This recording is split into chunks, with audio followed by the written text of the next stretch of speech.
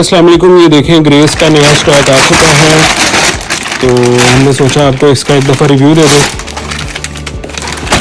बड़ा ही खूबसूरत light medium wait में वॉशन वेयर है और कलर्स भी इसके लाइट मीडियम कलर्स हैं। ये देखें बड़ा खूबसूरत वॉशन वेयर है। ये एक होता है ना वॉशन वेयर बिल्कुल जो बारीक सा पतला सा होता है, ये वो नहीं है, ये लाइट मीडियम वेट में है और बिल्कुल नया स्टॉक है।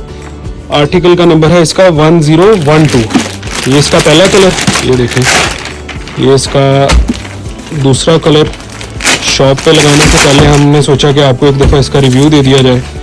ये देखें, इस कपड़े में इसकी ख़ास बात ये कि इसमें मामूली सी शाइन है, बड़ी ज़बरदस्त और बड़ी ही जो खूबसूरत लगती है। आप इसको किसी इवेंट वगैरह पे भी कैरी कर सकते हैं, फ्राइडे स्पेशल, या अगर आप वैसे ही शलवार कमीज़ पहनते हैं तो उसके लिए भी बड़ा ज़बरदस्त आर्टिकल है ये।